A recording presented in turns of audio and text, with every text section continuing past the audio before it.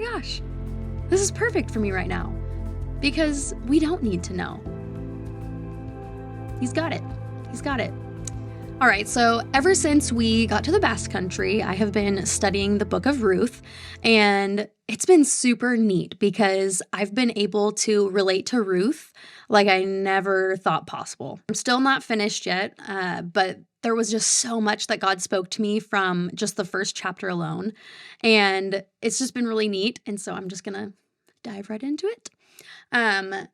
So the biggest one that I just never ever thought about was Ruth following Naomi back to Bethlehem, back to Naomi's land where she's from in Israel.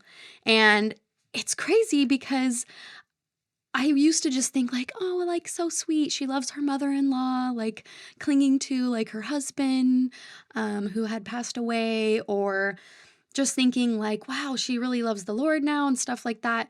But really, when you look at it, she gave up everything. She left everything she ever knew. She left her parents. She left her home that she grew up in, going to a place where she didn't know, it's a new culture, it's a new language, it's a new everything. And she gave all of it up.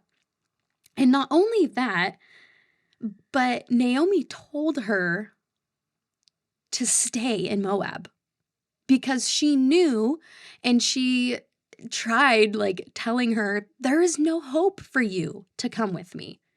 So not only did she leave everything she had, but she went somewhere where there was no hope. She was not promised a husband. Naomi didn't have any more sons. There was nothing for Ruth in Bethlehem. Nothing. But yet she chose to give up everything. And oh my gosh, it was just like, it just hit me because I'm like, oh my gosh, I can relate so much because Ruth was a foreigner in Bethlehem. And right now, I'm a foreigner in the Basque Country. And I've never been a foreigner. Like, it's weird to me. This is not my home that I'm used to, not my culture, not my language. Everything is extremely different. The grocery stores, just when they eat their meals, or even just the type of food they eat, 2 languages to learn. And so, like, Jordan and I and our kids have given up literally everything, like family, friends, everything that we were comfortable with, just our church family. We were living in the same city the last 10 years, so we left everything we knew.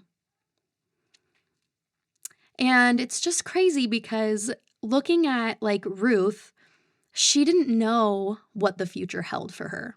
In fact, the future looked pretty hopeless. And right now, we've been waiting like for our visas for a year now, which has been quite a long time. And I think the same like for Ruth, a lot of people probably thought she was being like impractical. What she was doing didn't make sense. They probably thought she was crazy for wanting to leave her country and go somewhere else where she didn't know anything. And especially when she didn't know what the future held for her. So just like Ruth, we are in the unknown right now, completely unknown. And I'm okay with that because I know that God is working.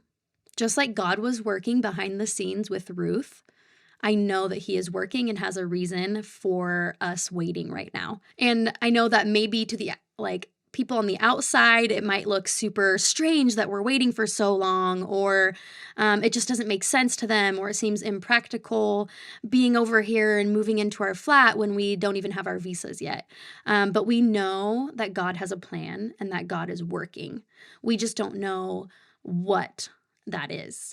So here's kind of what really sums up just how I feel about us not having our visas and with being in this unknown time. there's this quote that says, "Faith gives us confidence under pressure and enables us to trust God against all odds," which is really what like the Bible is all about. Like there's so many stories time and time again of God coming through against all odds. And it's just so cool to me. And it says, we must remember that this faith that we have is not just wishful thinking, good vibes, or inspirational words. This faith is in the God who is working for us in all situations and who has promised everything for our good. So it's like, no matter what, we know, because the Bible tells us in Romans 8:28 that God is working all things together for good for those who love God and are called according to his purpose. So we know that no matter what, being here right now, not knowing what we're doing, trying to get settled into our own flat and getting our own like things, and even though it looks crazy, we have faith and trust that God is working together all things for our good. And we know and we can trust that he's working even when we can't see. One of the last things that the quote that just really hit me that I thought was cool, it says, we do not need to know what God is doing to know that he is doing something. And so I was just so encouraged. I'm like, oh my gosh, this is perfect for me right now because we don't need to know. He's got it. He's got it. And it really doesn't bother us. Like, yes, moving here is difficult and all the things we have to learn is very hard.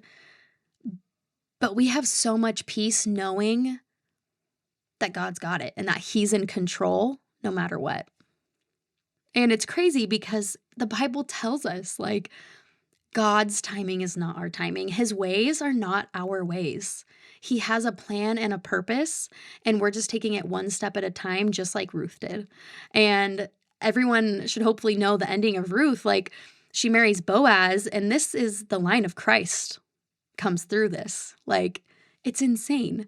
And so I just think it's really cool. I loved it. I spent a lot of time in the first chapter. But yeah, so I just wanted to encourage you guys with that too. Like, if you feel God has called you to something, but on the outside it looks crazy or hopeless or just impractical, it doesn't make sense. God's ways don't often make sense. Just take that step of faith. It might seem crazy to everybody else. You might not know what the future has for you, and that's okay because God is working. So yeah, that's what I've been learning in Ruth, just from the first chapter. Anyways, I'm done now. Okay, bye.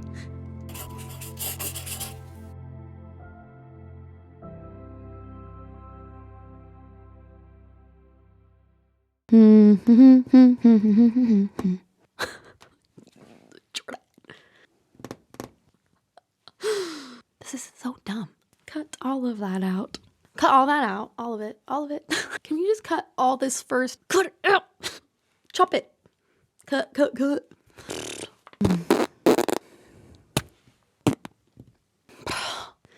Ooh. Okay. Hate recording. I hate videos. I hate filming. So much. So much. No. Jordan's gonna use all this against me for bloopers. How wonderful. Okay. Goodbye.